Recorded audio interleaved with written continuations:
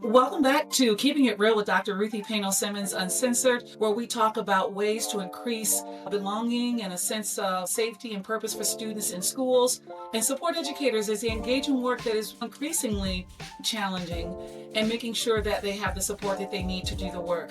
I am so excited today that we have Dr. McGarry with us, and we're going to have a great conversation, but I want to set the tone first. I want to set the tone by talking about the last interview that I engaged in where I spoke directly with my son, Jaden, and he shared his story about choosing to be invisible to be safe and how that impacted how he saw himself as a person, as a human being, as a student, and even as a learner. And how he talked about how from third grade to seventh grade, he felt invisible and he felt unsafe. And he felt like the best way to show up in school, which caused him to kind of lose sight of the love for learning that he had until he entered into Mr. McGarry's class. And that was just like a complete shift in how he began to see himself. He remembered the love he had for learning and just the things that he shared in that interview. I'd like for you to go back and listen to that after hearing today's conversation if you haven't already, so you can learn more about what Jaden had to say about his experiences and the impact that Mr. McGarry had on him. Mr. McGarry was a classroom teacher and taught seventh grade English or language arts when Jaden had him, and he's now a building administrator, and he'll talk more about that in just a moment, and he's now Dr. McGarry. If you haven't already, please check out the second episode as well, where I speak specifically about the 3 V's of representation. I define each term, and I provide examples about how they look and play out in schools. Please make sure you subscribe to my YouTube channel to catch all the new episodes, and remember to like and subscribe so that you can be notified when new episodes are released. If you enjoy this content, please be sure to also share it with others who you think might also enjoy the conversations and who may also find them helpful in their work. Welcome to Real Talk with Dr. Ruthie Uncensored. I am Dr. Ruthie Where we Simmons. get honest about the real challenges and possibilities in education and beyond. And beyond. I want to welcome you, Dr. McGarry, to the show and start by maybe asking you if you could share who you are and your journey in education from the classroom teacher to building administrator to principal, and how that maybe shaped your view on student representation or whatever you feel like sharing. Absolutely. And first, thank you for having me on. And hi, Jaden. I know you're going to be watching this, so hope you're doing well. I saw your interview. You did great. I'm going to try to be at your same level here. So, I was a teacher in Holt for 11 years. And during my time in Holt, I got the privilege to have Jaden as a student. I also had a privilege working with you, Dr. Riddle, and in your capacity as a district administrator. One of the things two things really happened. One, I was being pulled a lot for administrative work, and I was like, you know what, I might as well go become an administrator if I'm going to get pulled this much for administrative work. But the other one was I really began to notice that the systems, the way that school was set up, was not benefiting every student. There was a clear hierarchy of students that simply got more attention than other students and were oftentimes recategorized as not being successful simply because they didn't learn the same way we wanted them to learn. And that became a real frustration for me. And so, still being a little naive and starry-eyed, I'm like, I'm going to go change the world. And the best way to do that is become an administrator, right? And I remember someone telling me once, like, you can't make change. People are people, and you're going to have to just deal with it. And I was like, yeah, no, we're going to try this. And so that's been a driving factor in trying to create a environment where students can feel like they're seen, feel like they're valued, and really feel that validation that who they are is valuable without condition. I appreciate how you talked about the more you engaged in your work as a classroom teacher, the more you realized that you wanted to have a larger impact, right? You wanted to create and change the way systems are set up so that all students are truly represented and see themselves reflected in school. And surely Jaden felt that way. I mean, the way he lit up when he talked about his experience. Jaden came home from school one year in seventh grade where he had really kind of been struggling with seeing himself as a learner after that third grade experience. And when he got in your classroom, he came home from school one day and he said, Mom, I could be a writing professor. I knew something had changed at school. And the more we talked, the more I learned about you. And we talked about this in his episode, how even though he enjoyed your classroom, he enjoyed his relationship and his connection with you. He enjoyed how people started seeing him differently because of the way that you set everything up and the way that you modeled for students how to treat other human beings. He came home talking just very highly of you and sharing the impact that you had. But he also did a lot of writing that year and he enjoyed it. He said, for an example, it was his first time like typing more than 3 or 4 pages for an assignment. When you heard his interview, what stood out for you? Is there anything you want to share about your like listening to that particular episode and hearing his story? I was very touched by the words that Jaden had about the things that he remembered in the class.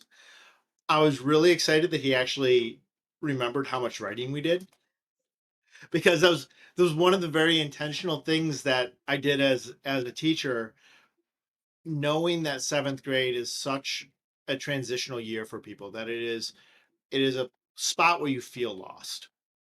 And sometimes seventh graders don't know how to put what they want into words. But when they're given time to think about what they need, what they want, writing can be a really great expression for them. And so that made me really happy, because writing, I thought, was the way to get students to kind of understand who they are more than anything else that we could possibly do. Yeah, and I think it's going to be really nice for other classroom teachers and educators to hear what you're saying, and even administrators who support classroom teachers. But he said that was the most writing he had done ever, and it set him up for being able to feel confident. And he also said, I remembered in Mr. McGarry's class that I loved learning. He remembered that. And that's the thing we want, right? We want for students to have a love for learning. So, how would you describe your classroom? I think I would like to believe that my classroom was a safe spot, that it was a spot where people could, again, be themselves without conditions. In kind of an oxymoron type aspect, though, I also feel like it was a challenging space, a space where you had to confront your perspectives and where we were going to listen to other people's perspectives, whether we agreed with them or not.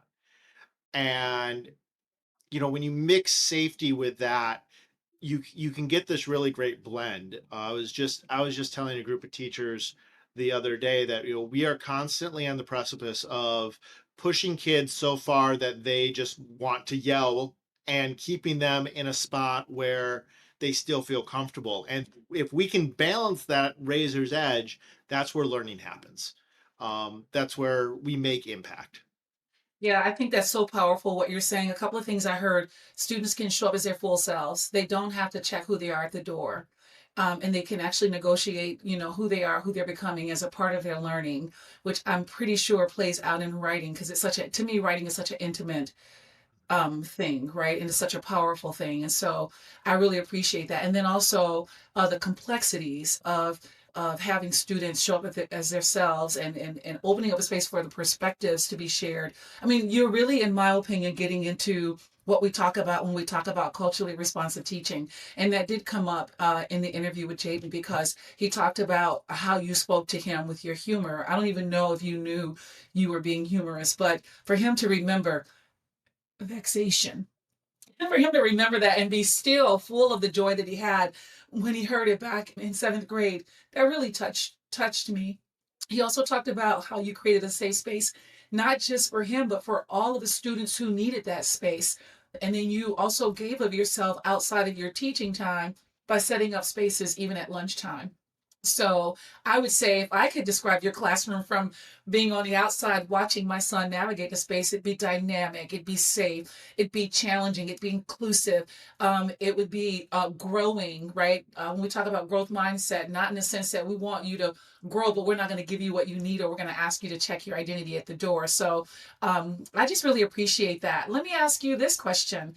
As a principal now, how do you carry the lessons from your classroom experience into supporting teachers? Well, that was the growth edge of myself as I moved into becoming an administrator, I found that, helping students was really easy. Adults are the same as kids in any way. We all act for a particular reason because of a set of events that happened in our life that led us to think in a particular way. And so as an administrator, trying to make sure that we create a safe space isn't just about like mandating something. One of my favorite quotes is that culture eats policy for breakfast. And so when we're looking at what we're doing, we're really looking at giving students a safe space by creating a safe space for adults. And so my working theory tends to be that we have schools that are unsafe. Originally, I was like, oh, well, it's all the adults' fault. I'm like, well, no, as I've learned, it's not the adult's fault. Other teachers hear me. It is not necessarily your fault. The system is set up in such a way that we put a lot of pressure on adults to not focus on what is necessary to create a safe and inclusive environment.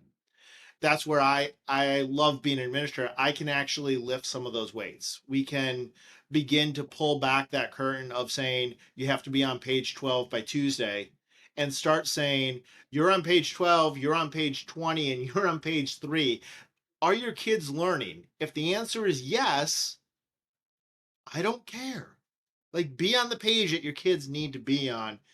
That is the liberating aspect of being an administrator. And it's also one of the things I found that is most powerful in helping students feel seen and validated and valued. Just appreciate you taking time to talk about the importance of supporting classroom teachers and support staff and other, school staff, because often that's left out. And you're absolutely right. When something doesn't go right, we tend to try to find an educator to point a finger at or blame. And it really is about the systems and also the leadership. When I was a principal, I wanted all staff to want to come to work every day. So I felt personally responsible for making sure that everything that I did cultivated the space where they would want to be there, that then they could do that for their students. And also not asking them to do something that they did not have the support or the time to cultivate themselves to do. And I hear you saying that, and I think that is so important. I also love that you're not treating each classroom and each staff member and each group of students as a set of standards to tackle, but really looking at these are the things we need to accomplish, but we don't want to lose our students and our staff's humanity in the process. And I just really appreciate that. So I'm going to go into talking about the three V's of representation. And the first question is going to be around visibility. And I want to highlight that I am developing this framework in real time. And the way that I wrote about it initially, I'm learning through each interview that it's expanding even more. So I anticipate I'm going to learn a great deal from you in the time that we have today. And I want you to know as I write about this, I will be sure to credit any new ways of thinking about these three V's to each person that's contributed. So I'll get your permission first, but when I'm writing for publishing, I will check in with you and say, you brought this into the space. Is it okay if I credit this to you as I'm writing? Is that going to be okay, you think? Oh no, that's fine. I love how you're setting the bar really high right now for what I'm about to say.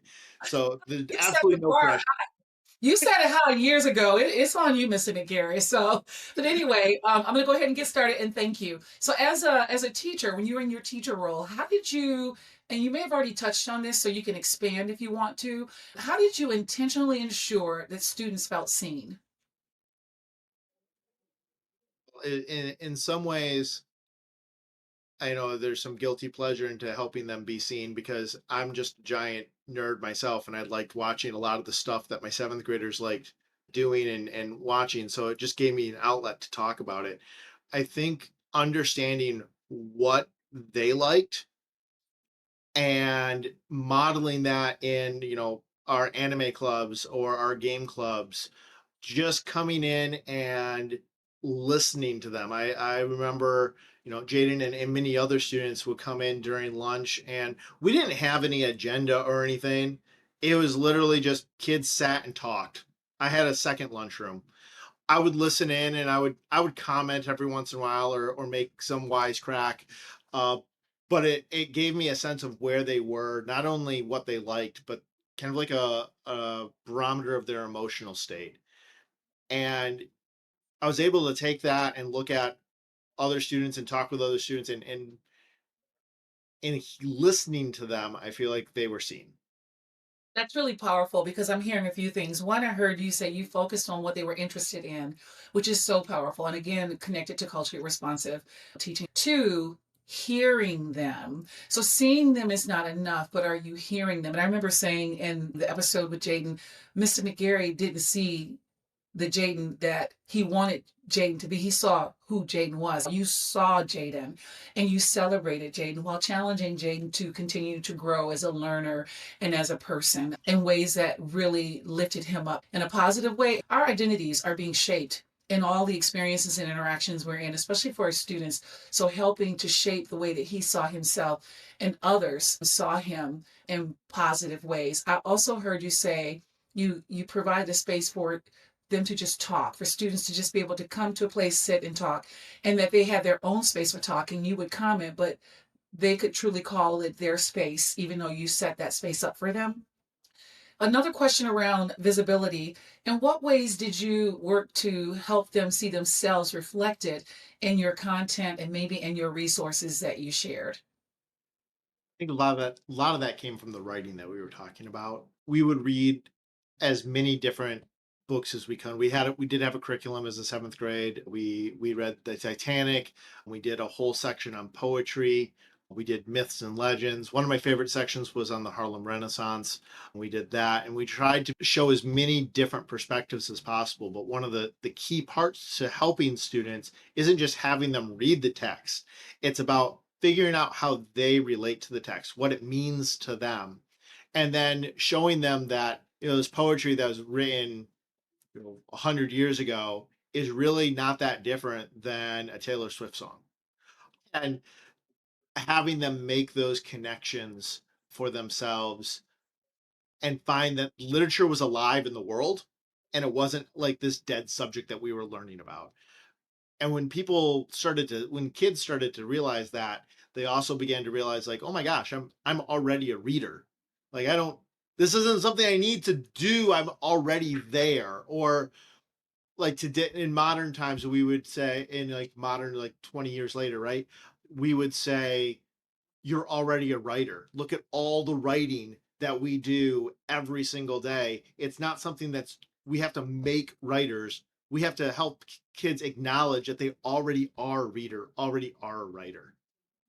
Again, I think it's powerful. I probably will overuse that word in this interview because of just some of the things that you're sharing, talking about helping students see themselves already as writers, as people who are, who read. And it's so interesting that what you're saying aligns so much with what I learned from listening to Jaden speak, because he talked about how the first, like in that, I don't know if it was the first day of school or what, but he said very early in his seventh grade experience, he loved how there was music that each week someone would be responsible for choosing a song, and you took those songs and you connected them to their lives and had them think about big ideas and about meaning. And he talked about, he says what he loved so much was being able to apply. Like, he really got that from being in your space, that one of the things he loved about being a learner was that he learned how applicable everything he was engaging in was, and that he was able to talk from experience and draw from his own cultural references to interact and engage. And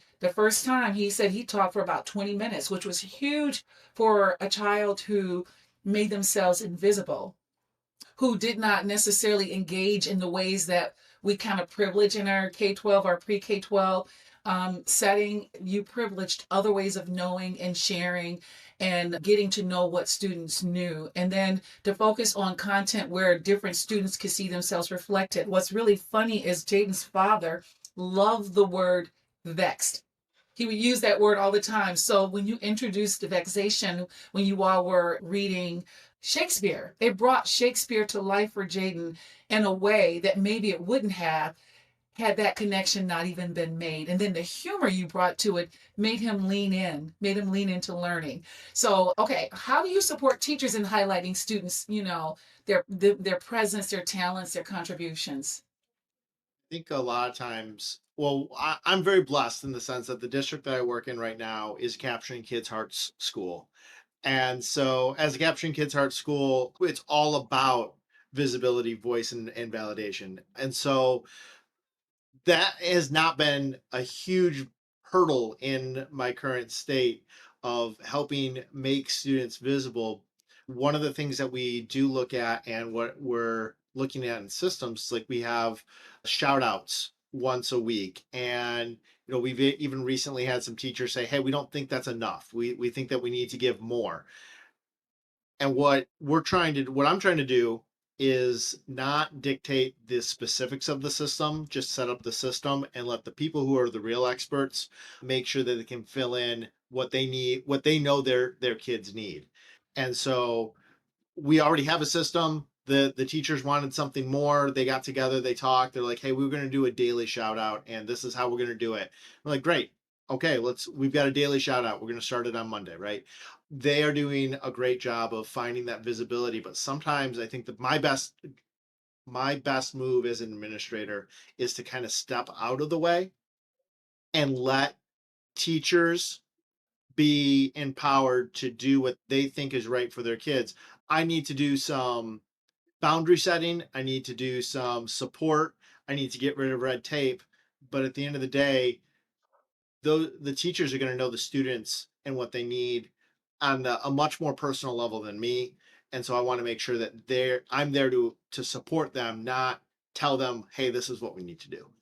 I'm just laughing because I feel like what you just said is a viral moment. And the reason why I think it's a viral moment is because it's something, again, it needs to be played over and over again. The importance of administrators understanding the brilliance and the commitment that teachers bring to the classroom, to the school, to students, and they really care about their students and need a space to do what they think is best. And I think sometimes we can forget that our job as administrators is to remove barriers, right? And to create opportunities for staff to do what they do best. I was a good principal because I had good teachers. I will say that every day. And I feel like it sounds like you found your tribe as an administrator because what was in your heart moving into that role as a principal is what seems like is in the heart of that school and the staff and the community of that school. And it's nice to have that alignment because the work is complex enough. It's challenging enough. Even when we love it and we're passionate about it, this is not easy work. Most people think that this work is easy because they went to school, they were a student. So they think they know what happens. They don't see what's beneath the surface, the iceberg effect. And so there are a lot of things you do as an administrator to one, move out the way or make sure you're not in the way, but also while you're over to the side, you're walking alongside your staff and supporting them, cheering them on, but also learning from them. I learned a lot from the teachers in the building where I served as a principal and the support staff that was there. So thank you for sharing that. And even though I'm like going to questions, if you think of something while we're talking, please just jump in. I wanted to be as conversational as it can be, but I'm also need to be thoughtful about time because I know we're already at a certain point. But let's go to voice. How did you create spaces in your classroom where students' voices truly mattered? We tried something that it worked hit or miss, and I did it from year to year. I'm not sure if Jaden remembers this. It was Socratic circles, and so we would actually model the conversations, and we would pick 3 or 4 kids who would sit in the center. They'd be our young scholars, and the other 15 would sit on the outer circle. And the job of the 4 or 5 in the center was to have the discussion about the text. The job on the outside was to notice and watch how the conversation went and who was leading the conversation, like what parts of the conversation were good, what parts maybe got dropped.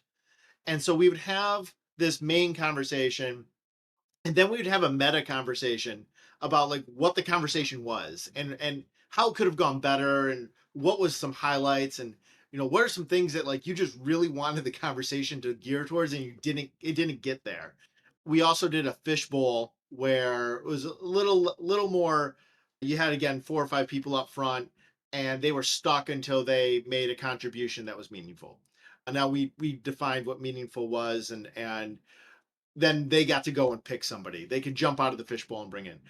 The concept of behind all of the voice was to give everybody an opportunity to try to talk.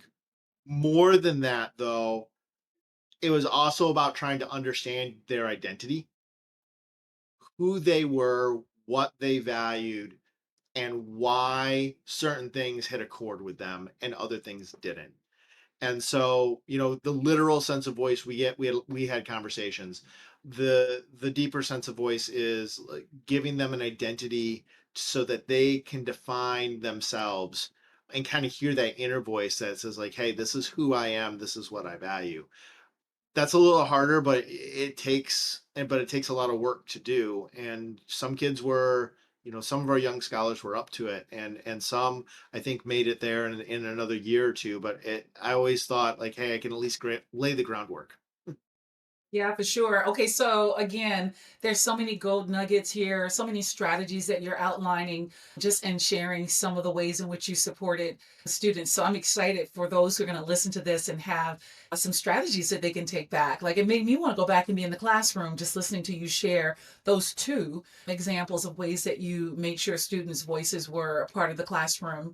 Did you ever have any moments where your students shared something that wasn't working well for them, either in the classroom, learning, or school outside of your classroom, where you worked to amplify their voice and have them be a part of, like maybe addressing it? Because often what we hear, let me tell you where this question is coming from.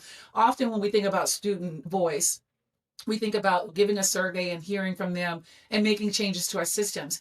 But I have been really leaning into the student voice continuum, which is a framework by Nakula and Tashalis. And they talk a lot about moving from just having the student complete a survey or give some feedback to being at the table helping to design the systems, to be a part of us the problem solving process. So things aren't just done like to them, but done like with them and through them. Do you have any examples where you worked with students to do anything like that? We have worked so in one of the instances in one of the districts I worked at where I was principal, we had some students that they really wanted to sell things. They made crafts and they wanted to sell things, but there's obviously school policies that say, hey, you can't go around selling your stuff at school for money. So we worked with them to go through the school policies, figure out what they meant, and they realized that they can't sell they couldn't sell their product for profit, but they could sell their product to donate the proceeds. And we actually had they made about $200-300 off of their work, and they gave it all to the Humane Society. And there was the Humane Society, they made a check for them, and there was a handoff and everything. But it was it was very cool. But I thought that was a really awesome way for students to show what they valued, and the snowball effect of that. For about a year or two afterwards, there was several other groups who were like, hey, I heard about this, can I sell that, and can I sell this product? And we would sit down and we would talk about, okay, what do you want to sell it for, what's the product, what's the purpose of it, how are you going to handle the money, how are you going to determine how much it's costing. And we went over a whole business model with them. And they would sell their goods and they would donate their money to various organizations around the area. And I thought it was really great that the students were so interested in that. The interest from that led to teachers starting to go, well, we got all these kids doing this, why don't we start our own Shark Tank? And so now we've got kids doing Shark Tank. It progressed in such a way that, yeah, it all started with just a couple of kids who are like, I want to sell this thing that I made with knitting. Yeah.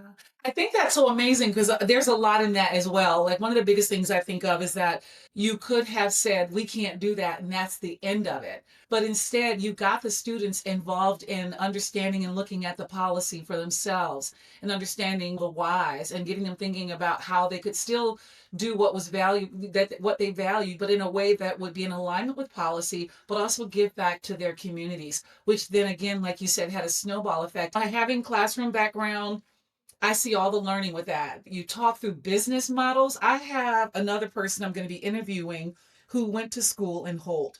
And she shared that because she and my nephew who live with me, they were when he was in junior high and high school, they were entrepreneurs in high school, and they felt like they needed more courses that would allow for them to pursue what they eventually ended up doing. They are entrepreneurs today, and they run multiple companies together, and she says that she wished she'd had more courses that would have helped her understand business models, financing, financial literacy. So, and to be an administrator, and to, by not shutting down a student and letting their voice be a part of changing the way something was done, I think it's so powerful, because I think it changed quite a bit in the culture. Students saw themselves as being a part of, deciding how something could look and be, while still aligning and adhering to, school policy, which I think is really important. Okay, so another question, because I feel like around voice, you answered all these questions in the example that you gave. You certainly amplified their voices and their opportunities to engage in learning and in fulfilling some of the interests and desires that they had. What about validation? When you think about validation, how did you, as a classroom teacher and or as an administrator, whatever speaks to you, how did you affirm, and how do you affirm students' identities, their cultures or interests, either in your classroom or in your school, when you were in the classroom or now as a building administrator? So I said earlier that sometimes administrators have to step out of the way of teachers. I think when it comes to validation, sometimes we have to step out of our own way. We have like, and I don't want to be overgeneralized, but what my personal experience has led me to conclude that we have a lot of shoulds in our head. And I've told several staff members that should is right up there with every other swear word that could possibly exist, because should tends to get in our way and it stops us from validating. When we hold the shoulds in our head of like, this is what kids should do, should think, should wear, should talk, it stops us from seeing somebody for who they are, and instead finds all the deficit ways that somebody is not living up to what we want. And when we focus on all of that, we can never validate somebody. We can never like truly say like, you are a great person, because really in our mind what we're saying is, you're a really great person, but you'd be better if. And we have to just eliminate that but part, right? Like eliminate the shoulds and see people for who they currently are without conditions. And Wow. that is, I wish I could say like, hey, if you do this program, you'll do this. I think what it really takes is the willingness to step out and make mistakes, to know that like you're going to mess up as you're going through that process. You're going to hurt feelings, not because you intend to, but because you're learning. And as you're moving and growing, if you're listening at the same time, you are becoming somebody who can step out of their own way and recognize people for the great things that they already do, instead of looking at them as what you want them to be. And when you start doing that, it's amazing with the potential that opens up for students and adults. Because I'm talking about students, but realistically, I could say this about administrators talking to teachers too. A small little soapbox about the evaluative system that we use for our teachers is all about shoulds. And we beat down our educators. It's no wonder that sometimes you beat down an educator enough, that's how they feel like things should operate. And Mhm. so that happens in the classroom too. Administrators set the tone for what their culture is going to look like, as you said earlier. And so when we're looking at this to validate people, we have to understand and recognize who they are first, and then we can build from there. But we have to build that trust before we add the but.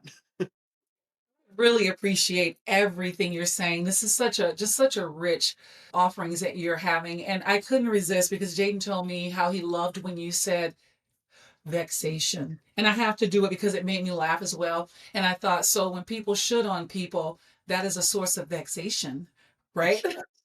Absolutely. I absolutely love that. I also appreciate how We have to make sure that we are working in asset based ways for our teachers and our support staff and our schools, because we're asking them to do it for students, but how often are we collectively and those of us who are in leadership, are we doing it for our staff? I have never worked with an educator in my experience, my entire experience, who wasn't there because they were there because they cared about their students and they wanted to do their jobs. But we're human beings and we bring who we are into those spaces. So part of me appreciating what you're saying is that even when there's a misstep on the behalf of an adult in schools, often it is because there is just a need for support or a conversation or realization. And as we realize those things about ourselves in terms of how we show up, we can make adjustments. But if we beat our classroom teachers down, if we beat our support staff down, our counselors, our school psychologists, the different individual paraprofessionals, then we're missing the opportunity to model for them what we're asking them to do for students every day. So I really appreciate how you're looking at this systemically. It's very important what we do for students, but in order to do what we do for students in asset ways, in ways that are responsive, we have to also do that with our adults. In other words, the destination is often how we impact the impact we have on our students, but the journey is just as important, right? And so I just appreciate you sharing that. And there was a lot in what you said. I'm sure when I go back and listen to this, I miss the opportunity to follow up on that particular thing that you said, but there's a lot here for us to all learn from. So thank you for that. And then I think you already talked about how to guide and support. Oh, the other thing you said that I think is really important is the evaluation process. It is a powerful opportunity to walk side by side with staff members and support them in setting goals for themselves, and then leveraging those goals to learn about, like, yourself, myself. Like, as an administrator, when I did evaluation, it was not done to teachers, it was done with teachers. They set their goals. I've had one goal, but their goals took priority. And when I looked across all the evaluations at the end of completing them, anything that showed up across them was a learning moment for me in terms of something I needed to do to better support them. So the evaluation wasn't just for the classroom teacher or the support staff. It was also evaluating me as a leader in terms of, do people have what they need to be successful? And so I can see that in what you were saying as well. And Um, one of the interesting things is that we preach a lot about positive behavior supports for students, and we focus so much on we only seem to focus on isolated aspects and don't treat them as a whole. It'd be like, treating a broken finger as if it isn't part of your hand, right? Like, when we talk about educators and what we're doing, we often say, well, with students, we need to reward the positive behavior so they continue to do it. But with educators, we still have the old way of saying, well, if we punish them enough, they will change their ways. Well, the implicit aspect of that is that they somehow know the right way and they're making a conscious choice not to do that, which there's all kinds of wrong in that thinking. So when I do my evaluations, what I try to focus on is actually PBIS. My evaluations focus on what is the teacher doing right. Like, their evaluations are filled with nothing but the positives. Hey, I went in and I saw you do this and I saw you do that. It kind of freaks them out at first because they it come back and like, well, how do I get better? What do I need to do to improve? I'm like, we can talk about that, but you need to recognize first, before we can talk about ways that you can improve, I need you first to recognize that you're a good educator.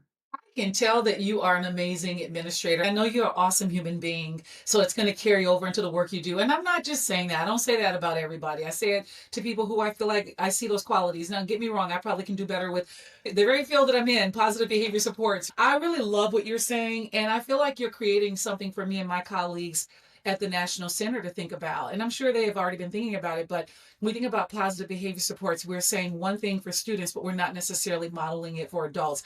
I think that is powerful. I also love how you focus on helping and playing back for school, for the teachers and the support staff, what they're doing really well. Because sometimes when we're in action, we're not observing what we're doing well. To have someone play that back, now we know what we can do more of, and we can hone in on that and continue to expand our capacity to do that and then support others.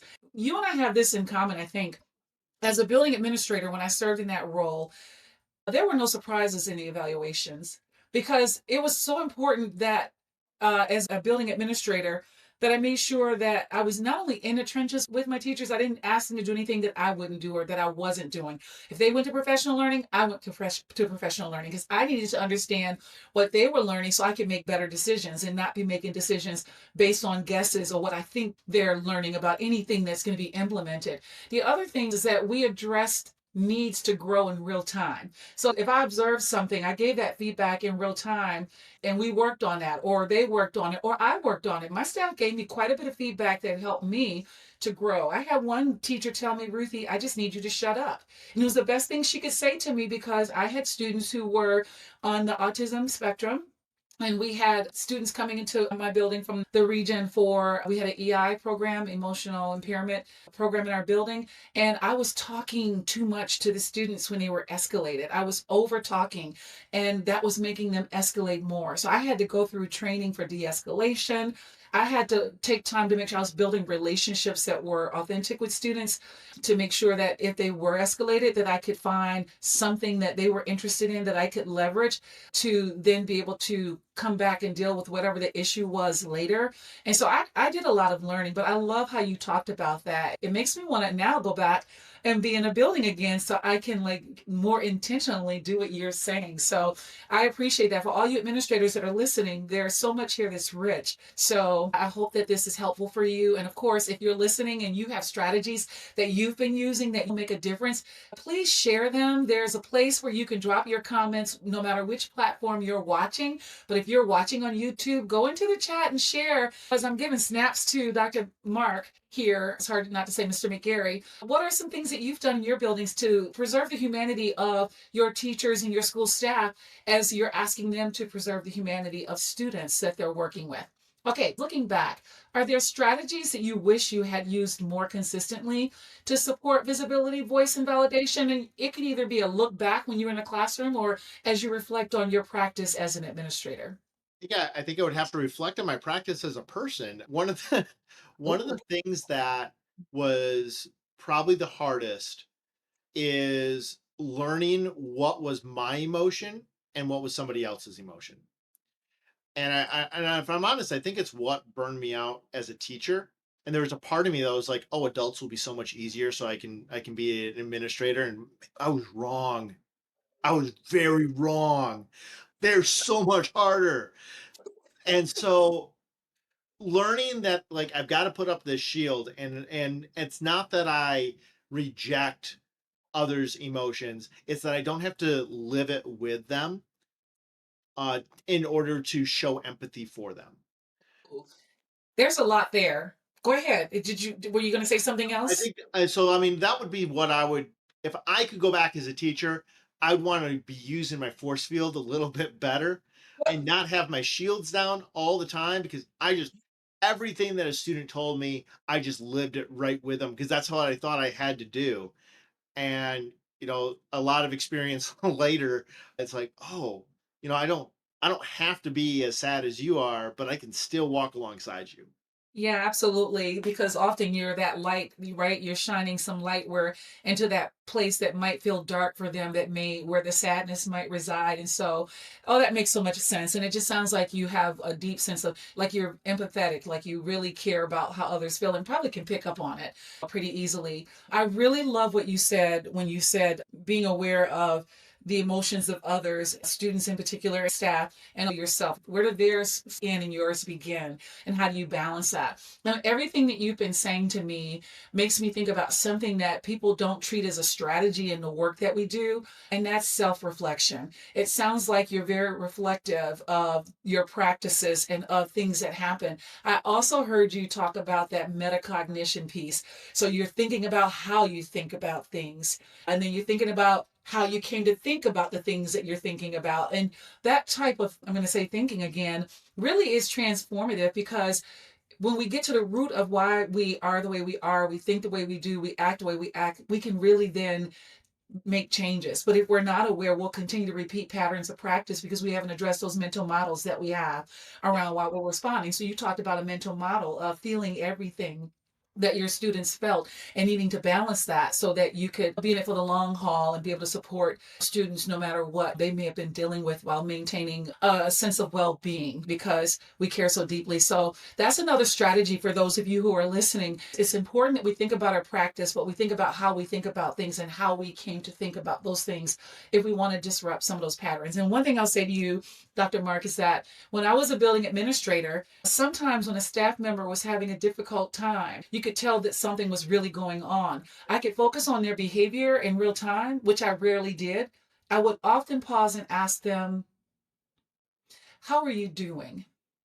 What's going on in your world, not just at work, but outside of work? Because people forget that educators have full lives that they're navigating. And when they come to work, a lot of that's coming with them. And if there isn't someone to see past maybe actions that are not necessarily in alignment with their values in the moment, there's a missed opportunity to check in on the wellness and the well-being of the teacher or the support staff person. So thank you for that. No, absolutely. Behavior is communication, Yes. regardless of what age you are. Yes, it is. Absolutely. And I tell you, I learned a lot about being a principal while I was a classroom teacher. I had an amazing principal when I was a first year teacher. And because I think two things can be true at the same time. But the thing that I say about that is that she was amazing. But I would hear how sometimes different teachers would have issues because they felt like they weren't seen. They're doing all these things and they're not getting any type of acknowledgement. And we would probably say, well, it's your job, do it. Every human being wants to be seen, heard, and acknowledged. Makes me think about the color purple.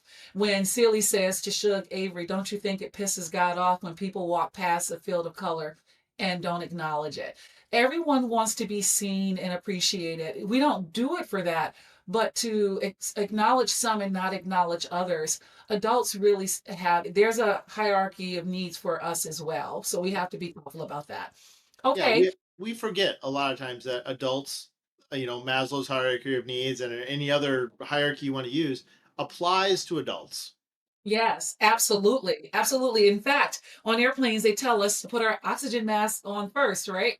So that we then can help, a child or someone who might not be able to do it themselves. And so, absolutely, it's so true. Okay, how do you balance leadership responsibilities while ensuring your teachers, your volunteers, your support staff, that they're centering these three V's, that they're making sure students feel seen, that students see themselves in the learning as well, that their voices are centered and that they see what they're sharing reflected in the decisions that are being made, and then also that they feel valued and validated. I think administrators set the tone for the culture. And if the administrators aren't intentionally doing those things, even if they don't use those exact words, but if they aren't intentionally making sure that teachers have a voice, that the community has a voice, that they are validated for the work that they do and that they're valued for what they bring to the table, then you're not going to have adults who pass that on to students. People tend to be mirrors of whatever experiences they have. And so if we put a bunch of adults in a experience that isn't going to be healthy for them, then we're going to be putting a bunch of kids in that exact same experience. Absolutely. I feel like Yoda just entered into the space. Like, I felt like you just poured some deep wisdom there. And I think that's kind of one of the bigger tasks of our jobs as administrators. And sometimes it can get lost.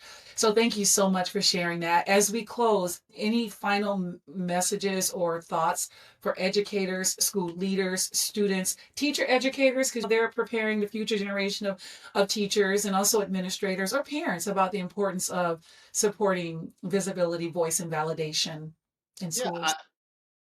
as I think about it, I think about the journey that we're on to lift these things for students and for our staff as well. people are going to make mistakes. Mistakes are going to happen.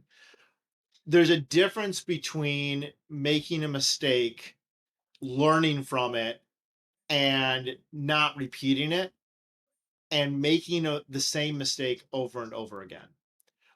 One is a journey of intent, and intent is the precursor to impact. You can't just be impactful without first having the intent to do it. Um, the other, where you just continue to make the same mistake and you say, oh, well, I didn't learn it, but I'm going to try the same thing. And that's a conscious choice. And that typically is saying, like, hey, you might be stuck somewhere. Yeah. And if we want to grow as educators, if we want to grow as individuals, even becoming the best educator possible doesn't mean going to the latest conference or reading the latest book. Sometimes it means understanding yourself better than you previously did, so that you understand why you react the way you do, so that when a student does that, you understand what's triggering you and what you can do to prevent that, so that they can be validated and valued without you getting in the way of it. I really appreciate you sharing that. And I have to ask this question as we close. I don't have any more questions. This is just this one, and it's a follow-up from what you're saying, because I didn't think about it the way that you're saying it, and I love it. So the question I have is, what are your thoughts around when someone they intend to support students, or is if they're an administrator, they intend to support teachers and support staff, but what they're doing is not in alignment with what they intended, so the impact is not what they hoped for. Does that make sense what I'm saying? Yeah, no, and that happens all the time, right? Where the intent was good, but the impact ended up making a lot of people either feel completely unseen, undervalued. Um, and that's where being able to listen, being open to that is going to be really huge. And it's one of the biggest, I think, hurdles that we have in education, is that we often have a lot of well-intentioned programs and everything else, but the impact of them often falls short. And we don't stop to understand how we brought ourselves into that situation. Instead, we just blame the program or the setup or the protocol or like the person in charge, right? Or we don't stop to think about, well, maybe the reason it landed this way is because I was putting a lot of assumptions into what I thought was going to happen. Um, and that's actually one of the things that, I'll do a quick, if people are using artificial intelligence, chat GPT, Gemini, anything like, one of the underutilized aspects of that is actually to see perspectives outside of yourself. Powerful.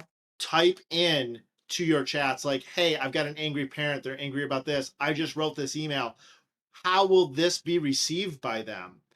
Because we don't know somebody else's experience. Now, not to say that an AI necessarily does, but it's going to be a lot better than what we're coloring in our mind with our already set ideas. We can at least get to that idea of what we can do to get out of our own way. And that's really important, because yeah, you're right. Intent can be harmful, and sometimes it can be harmless, but it really, to understand how to grow from it, you have to listen, you have to be open to change yourself, right? Like, you have to be willing to say, hey, maybe I was that problem, not you read that wrong, so it's on you. That critical reflection piece is a theme throughout your conversation today. People's humanity, a theme throughout your conversation today. Seeing is not just seeing, but hearing, another theme. And now you're giving some strategies on how to leverage AI. And I agree with you. There are times when I need to communicate something and I need to get out of my own head, and I will ask that question, and it sometimes is completely different from how I would have responded. And so I think that's a strategy that classroom teachers, building administrators, district level administrators, that everyone can benefit from. The last thing I want to really just appreciate, out of all the things I appreciate about you, and we're going to close, is that you said, when I said as a classroom teacher, or in your current role as a building administrator, and you said as a human being, these are the strategies, or these are the ways in which I approach things. And I think that's an important thing for everyone to listen to as well. And that is, when we think about how we're showing up, isn't we're not just showing up as a classroom teacher, as a building administrator, a parent, a student. We're showing up as a human being. Who are we? And you talked about that, really knowing ourselves better and then making changes to things that we feel like we want to improve. And so thank you so much for taking time to be on the show and to share your wisdom. When I first found out you were an administrator, I was like, oh, some community is going to be a blessed community, because I know the heart and the love that you have for your students, for teaching and learning. And now I'm seeing that you have that for the adults that you work with. And so maybe you might have to design a course for supporting other administrators and loving their staff and students. And that's not just being soft and mushy, but it's remembering their humanity. And then we can challenge one another to learn without losing sight of that. And it feels like you center that in everything that you do. Anything before we close? Well, I feel very blessed by the nice words that you've given, and I feel like it's very important for you to know the impact that you've had on my career as well. That I don't think I would be able to be the administrator that I am without having had worked with you and see how you have modeled putting people first and understanding that there is humanity in education, and that it is not about just that final test score or pushing to the page. And I saw you do that on a district level, and it has always stuck with me and very much impressed me. And so it has been an honor to be able to talk with you again and reconnect. And this has been an absolute blast. So I appreciate it. Oh gosh, thank you so much. You just touched my heart. I didn't see that coming. Thank you so much. I appreciate you, and I am wishing you the absolute best as you continue to do the work that you do. Know that it makes a difference. I'm telling you, as an educator, but also as a mother. Thank you. Thank you for the role you played in Jaden's life. And it's present tense. It's the role you play. Like, know that the impact you made is lifelong. So thank you so much. Absolute, my pleasure. Thank you so much for joining Real Talk with Dr. Ruthie Payno-Simmons, Uncensored. I truly appreciate you taking time to listen. In addition to this podcast, I have a company called RPS Educational Impact, where I support school districts, educational entities, and other organizations who are wanting to improve their systems through continuous improvement processes, and also those who want to make sure that the systems are working for all students and for the school community. RPS Educational Impact is dedicated to empowering students, families, and educators. Our mission is to support educational agencies in developing innovative solutions that strengthen educational practices, policies that enrich learning experiences and support each student's success. We enjoy supporting educators at all levels through professional development, coaching, continuous improvement, and implementation supports to create learning environments where all students can thrive. So visit rpsimpact.com to find out more about the technical assistance that we can provide you upon request. Welcome to Real Talk with Dr. Ruthie Uncensored. I am Dr. Ruthie Payno-Simmons. Where we get honest about the real challenges and possibilities in education and beyond.